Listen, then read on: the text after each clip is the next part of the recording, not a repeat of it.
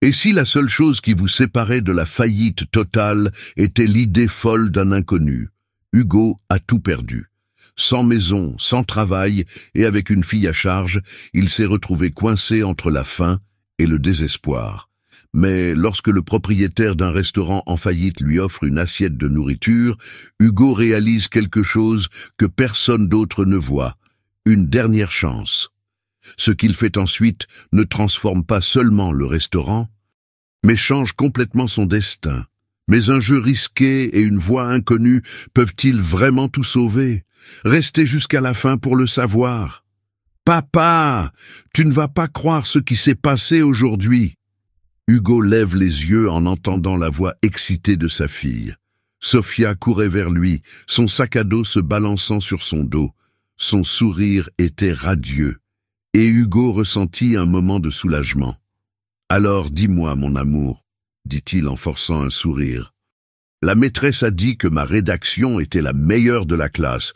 Elle m'a félicité devant tout le monde. » Sofia parla rapidement, les yeux brillants de fierté.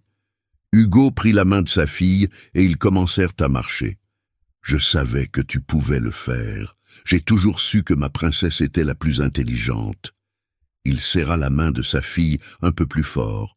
Le sentiment de bonheur de Sofia contrastait avec l'angoisse qui brûlait en lui. Comment pouvait-il dire qu'il ne savait pas où il dormirait cette nuit-là? Ils traversèrent la route et tournèrent au coin de la rue, évitant la sortie principale de l'école. Hugo savait que les autres parents le regarderaient de haut, jugeant son apparence usée. « On va chez Ricardo aujourd'hui ?» demanda Sofia, connaissant déjà la réponse. « Oui !»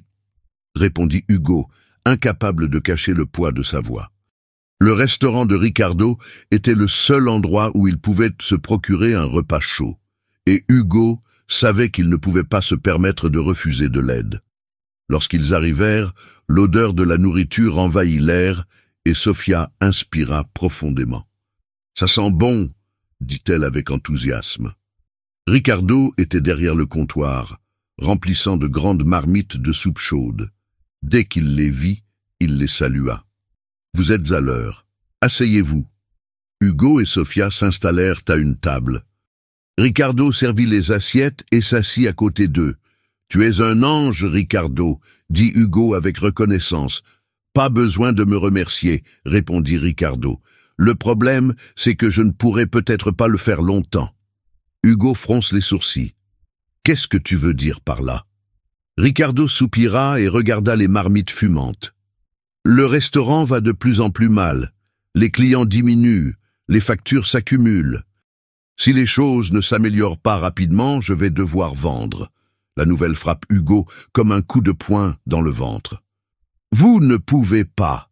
Cet endroit est la seule chose qui permet à certaines personnes de rester debout. » Ricardo a laissé échapper un rire triste. « Tu crois que c'est ce que je veux, mais la vérité, c'est que j'ai tout essayé. Promotion, réduction, rien ne marche. » Sofia regarde de l'un à l'autre, essayant de comprendre le poids de la conversation. « Et si le restaurant ferme, on pourra toujours venir ici ?» demanda-t-elle à voix basse. Hugo ne savait pas quoi dire. Ricardo aussi restait silencieux, le regard sombre. « Écoutez, demain je vais obtenir des réponses. Peut-être qu'un miracle se produira, » dit Ricardo, essayant de détendre l'atmosphère. Hugo acquiesça, mais son esprit travaillait déjà à toute vitesse. Il ne pouvait pas manquer ce restaurant.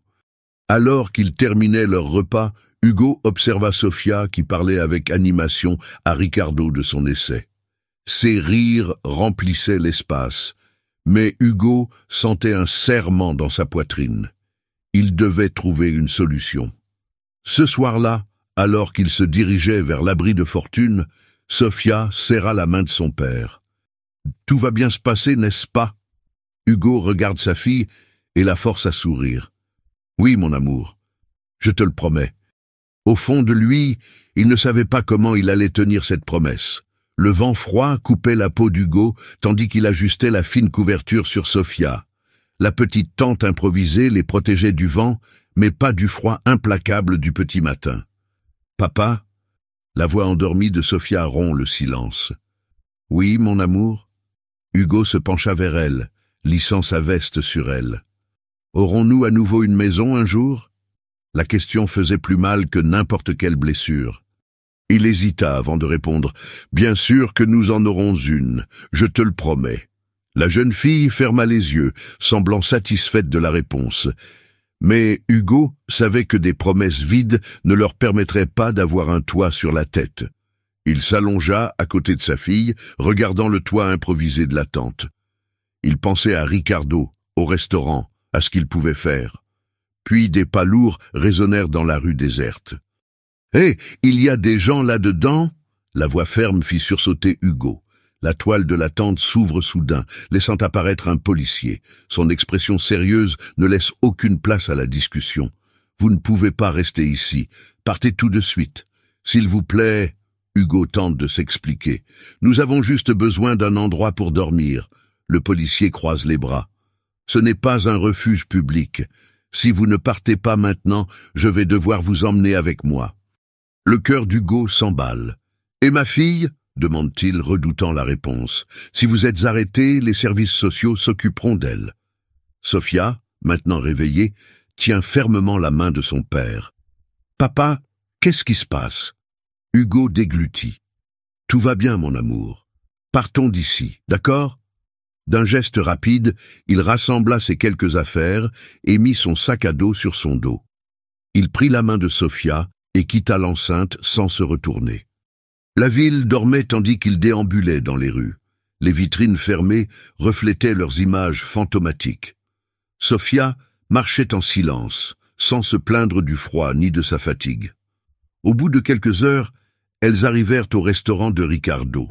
Les lumières étaient éteintes, mais la porte arrière, menant à la réserve, était entr'ouverte. « Restons ici jusqu'à l'aube », chuchote Hugo.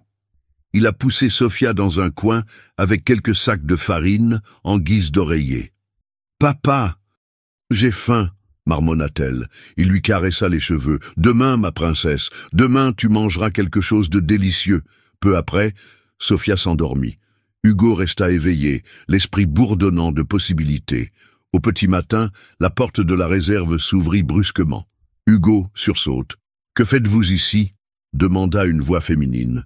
Hugo cligna des yeux, essayant de comprendre la personne qui se trouvait devant lui. C'était Isabella, la fille de Ricardo. « Je suis désolé, nous n'avions nulle part où aller. » Les yeux d'Isabella passèrent d'Hugo à Sophia, qui dormait en boule.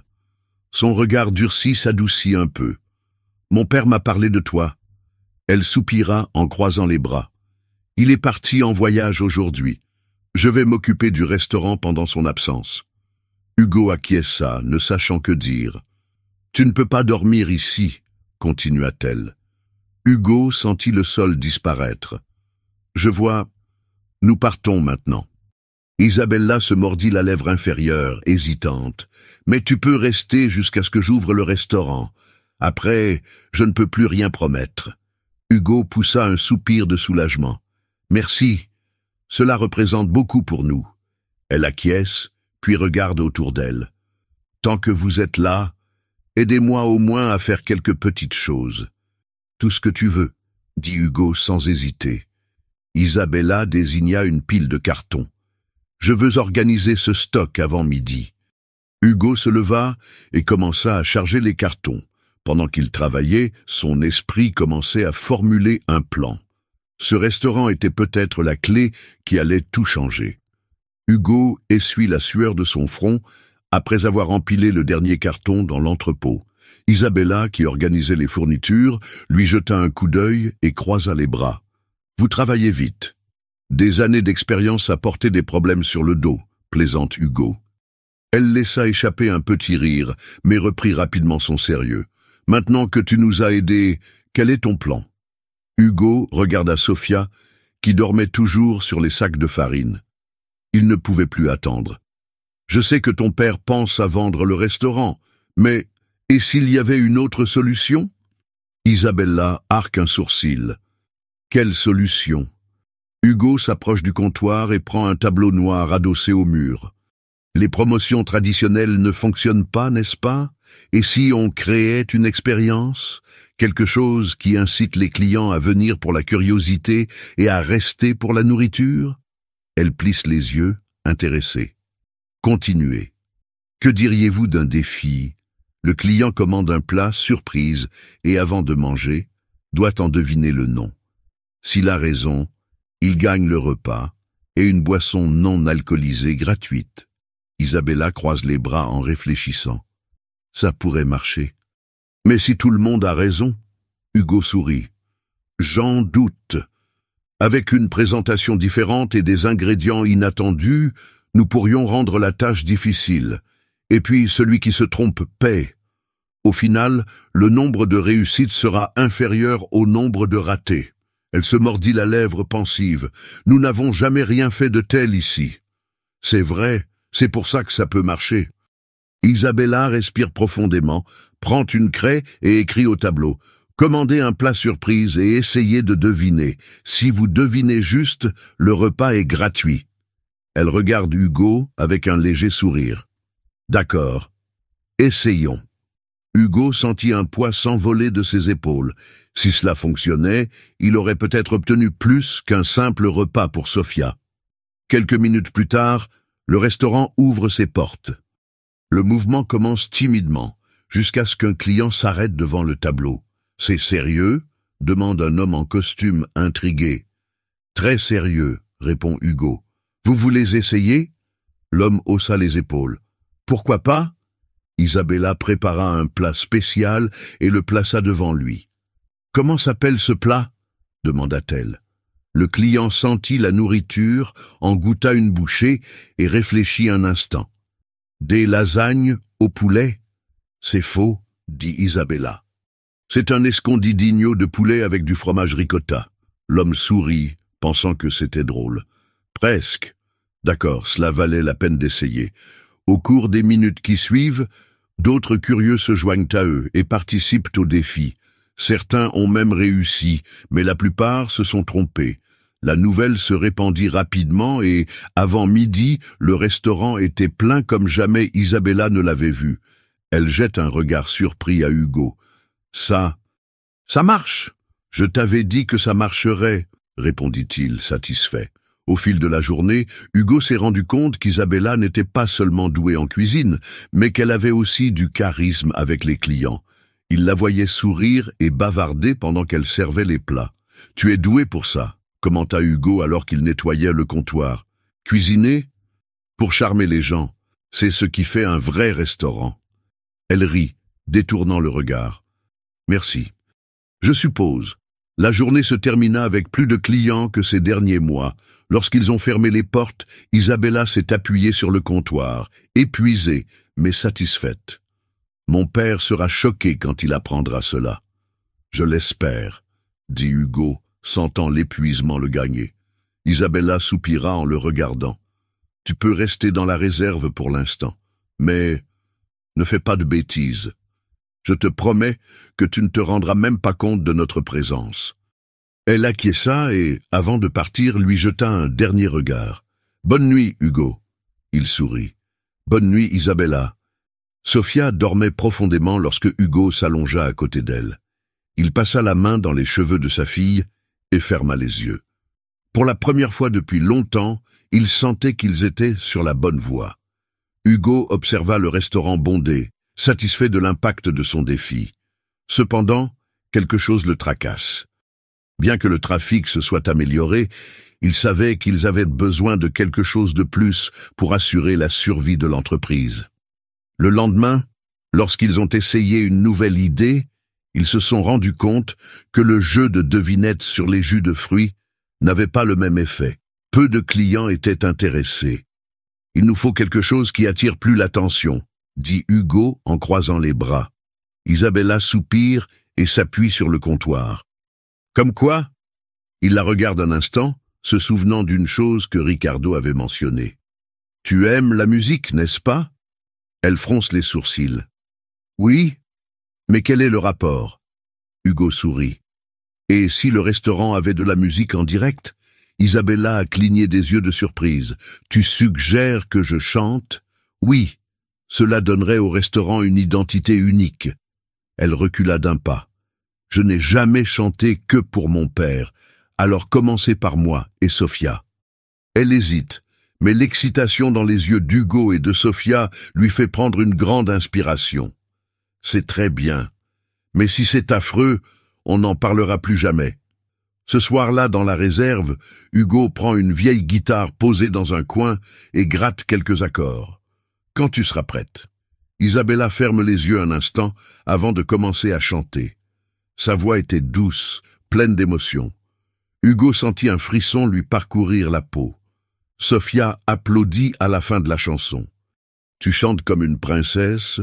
Isabella rit un peu gênée. « Ce n'était pas si mal, c'était incroyable », dit Hugo, sincèrement impressionné.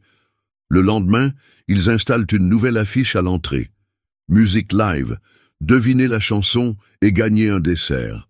L'impact a été immédiat. Les clients sont entrés pour voir qui chantait et sont restés pour profiter de l'expérience. Isabella, malgré sa nervosité initiale, s'est rapidement laissée séduire par le spectacle. Hugo ne pouvait s'empêcher de sourire en la regardant chanter. Les clients applaudissent à la fin de chaque chanson et essaient de deviner les titres pour gagner des desserts. Le restaurant n'a jamais été aussi plein. Plus tard, alors qu'il nettoyait la salle, Isabella regarda Hugo. « Ça a vraiment marché. Je m'en doutais, tu as du talent. » Elle détourna le regard en souriant. « Merci, Hugo. » Sophia, qui aidait à empiler les assiettes, observa l'échange de regards et sourit malicieusement. « Et vous vous aimez bien ?» Hugo et Isabella se regardent en rougissant. « Sophia, » commence Hugo en se grattant l'arrière de la tête. « Quoi? C'est vrai ?» dit la jeune fille en riant. Isabella rit aussi en secouant la tête. « Nous ferions mieux de finir de nettoyer avant que ton père ne meure d'embarras. » Hugo secoua la tête en souriant. Pour la première fois depuis longtemps, il se sentait à sa place. Lorsque Ricardo revint de son voyage, il se tint sur le seuil du restaurant, perplexe. Il y avait plus de monde que jamais et sa fille était sur la petite scène improvisée, chantant pour un public enthousiaste. Hugo, qui ramassait les assiettes vides, le remarque et lui sourit.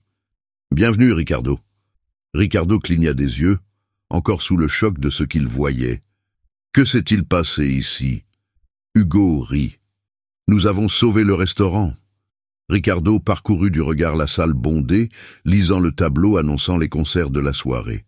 « Et vous avez fait chanter ma fille ?» « C'était son idée, » dit Hugo en croisant les bras.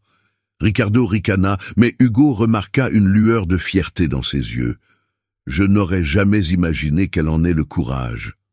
Elle a du talent. Le restaurant en avait besoin. » Quand Isabella a terminé la chanson et qu'elle a vu son père, elle s'est précipitée vers lui. « Papa, tu ne vas pas le croire, mais le restaurant marche très bien. » Ricardo la serra dans ses bras en souriant. « Je le vois bien. » Sophia apparut à côté d'eux, un verre de jus de fruits à la main. « Monsieur Ricardo, on peut venir ici tout le temps maintenant ?» Ricardo regarde Hugo, puis sa fille. Puis il sourit. « Je dirais que c'est un peu plus qu'un restaurant pour vous maintenant, n'est-ce pas ?» Hugo se racle la gorge, un peu maladroitement. « Eh bien... » Avant qu'il ne puisse terminer, Sophia sourit malicieusement. « Est-ce qu'Isabella peut être ma nouvelle maman ?» Isabella devint rouge et Hugo faillit s'étouffer. Ricardo a éclaté de rire. J'avais déjà compris qu'il se passait quelque chose. Hugo se gratta maladroitement l'arrière de la tête. « Ce n'est pas du tout ça. »« Ah oui ?» taquina Ricardo. « Alors pourquoi c'est rouge ?» Isabella donna une légère tape sur le bras de son père. « Arrête !» Ricardo rit à nouveau et secoue la tête. « Écoute, Hugo, non seulement tu as sauvé le restaurant, mais tu as aussi apporté quelque chose dont je ne savais même pas que ma fille avait besoin. » Hugo croisa le regard d'Isabella et y vit la même hésitation et la même attente que lui. « Eh bien, c'est peut-être quelque chose dont j'ai besoin, moi aussi. » Ricardo lui tapota l'épaule. « Mais ne me fais pas regretter de t'avoir fait confiance. » Les jours qui suivirent furent pleins de travail, mais aussi de moments heureux. Le restaurant prospère et Hugo et Isabella passent de plus en plus de temps ensemble. Un soir, alors qu'il nettoyait la cuisine, Hugo la regarda et prit son courage à deux mains. « Isabella, aimerais-tu sortir avec moi un jour ?» Elle haussa un sourcil. « On sort déjà tous les jours. Je veux dire, vraiment. Comme un rendez-vous. » Elle sourit, faisant semblant de réfléchir. « Je pense que je pourrais l'envisager. » Il a ri. « C'est un oui, c'est un peut-être. » Sophia apparut dans l'embrasure de la porte, croisant les bras. « Si vous ne vous mettez pas ensemble bientôt, je m'en occupe moi-même. » Ils éclatent tous les deux de rire. Le temps passa, et Hugo trouva non seulement une maison, mais aussi une nouvelle famille. Isabella et lui sont restés ensemble, et le restaurant est devenu une référence dans la ville. Ricardo a pris sa retraite, laissant la gestion à eux deux.